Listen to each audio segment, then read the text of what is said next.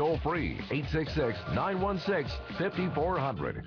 The Conservative Heritage Foundation, heritage.org, their official stand on Obamacare, the Patient Protection and Affordable Care Act, is that it is an abject failure, that Congress should endeavor to repeal it, withhold funding for it, block key provisions of it, and override regulations within it, and then go about the business of tweaking what has been the best health care system in the world. We want to get into the problems with Obamacare on this first anniversary of it becoming the law of the land, but also I really want to be positive and proactive in laying out some solutions, because to just sit here and bash the president on Obamacare is easy to do, but ultimately we got to have health care, and there is room for improvement over the system we have, and that's why we are bringing this gentleman on with us right now.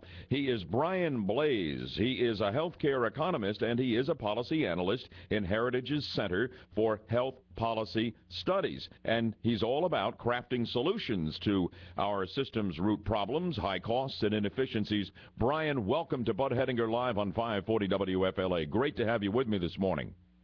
Hey, Bud. Thanks for having me on. You have written, and it just came out a couple of days ago, your one-year checkup on Obamacare. You have examined this program. What do you find? Well, I would say the two big findings are, one, there's been a big increase in government control. The bureaucracy's already written 6,500 pages of regulations. They've issued 1,000 waivers from the law. And there's just been a greater control that the Department of Health and Human Services has to say what health insurance plans must and cannot do, and how individuals have to comply with those rules. The other big effect that we're seeing is, there's certain benefits that the bill had, but the benefits have costs, and if it costs the insurer more to provide coverage for insurance, that cost is going to get passed on to consumers in the form of higher premiums. So we've seen, insurers raising their premiums and attributing a significant portion of that increase to Obamacare.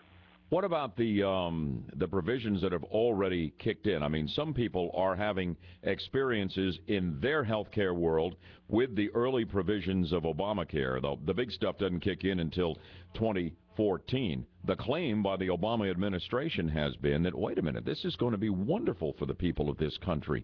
Healthcare is going not only to get cheaper, it's going to get better. What have you found in that regard?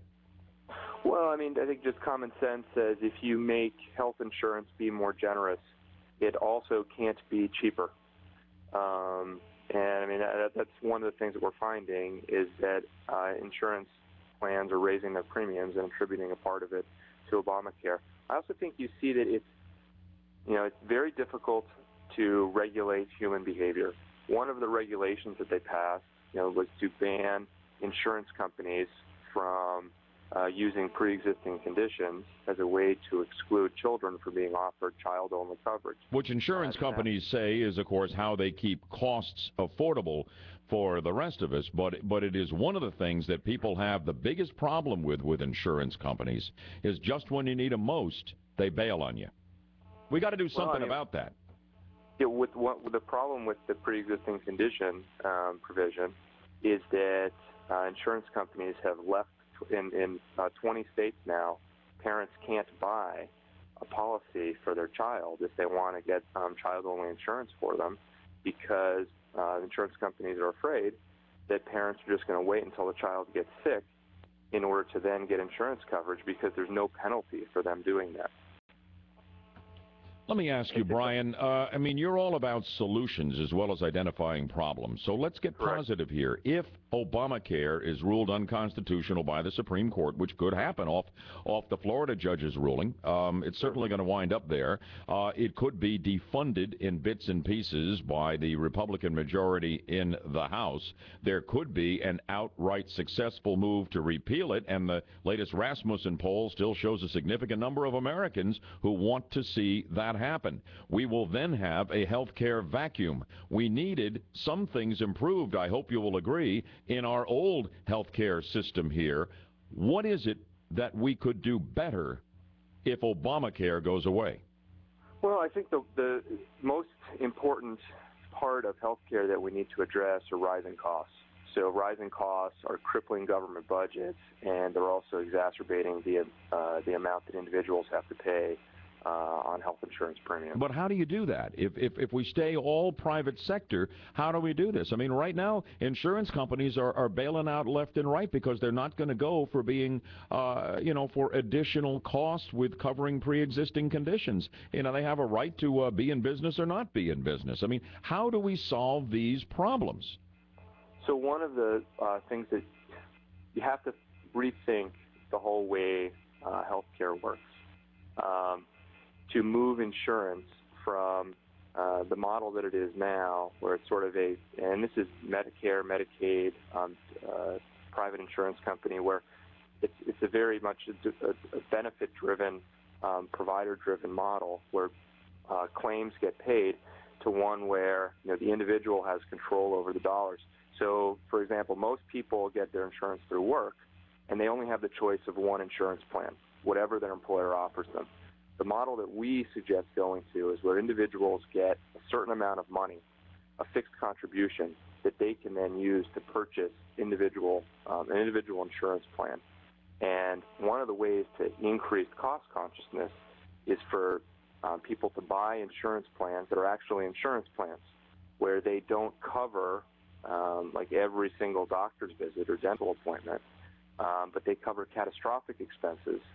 So things that are really would be financially devastating to an individual. You can buy insurance for that, and you could use a health savings account in order to save tax advantage savings in order to pay for typical expenses. The phrase has been used to give consumers more skin in the game, to get them more involved with their healthcare decisions, so that they have an incentive to think about what the cost is for the healthcare that they're consuming.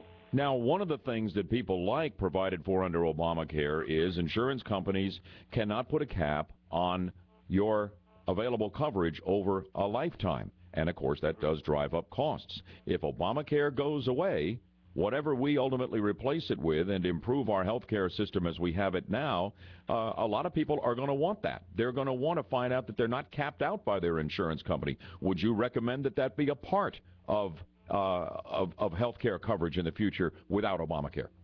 Well, my preference is that people are free to choose, and if they want to buy a health insurance plan that has an annual limit, because that comes with a cheaper premium, they're free to do that. If they want to buy a plan that doesn't have an annual limit or a lifetime limit, they're also free to do that.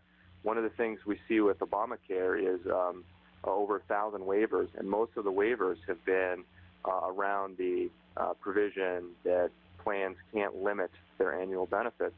And companies have come and said, if we enact that provision, the price of our insurance is going to be unaffordable to our employees.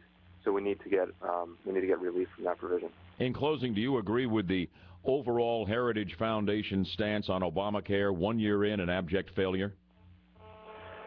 Yeah, and unfortunately, the big spending items in Obamacare are yet to come. They don't happen until 2014. So, what is it we most need to fear of 2014's provisions? Well, there's the Medicaid expansion that's going to increase Medicaid enrollment by about 20 million individuals, and then there are very costly subsidies for individuals to purchase health insurance in these new state exchanges, and it's going to create a whole bunch of incentives for individuals to replace private coverage with taxpayer-sponsored coverage in a time when our nation's running $1.6 trillion budget deficit. For the Heritage Foundation, Brian Blase, my time is gone. You've written about Obamacare, the one-year checkup. I'm going to put a link on my blog today so folks can read your article in great detail, because there's a lot of important information in it. Brian, thanks so much for coming on with us. Hey, thank you very much. You bet. Up next, Lou Fry, talking politics. 8:42, real-time traffic and weather together on the twos. From the David Moss Volkswagen Lee Road Traffic Center, continue to see very slow traffic westbound I-4 between 434 headed towards Maitland Boulevard, easing up nicely through downtown, although still heavy eastbound from the 408 through downtown. Sitting out along the 408, just a bit heavy westbound near Goldenrod. There was a report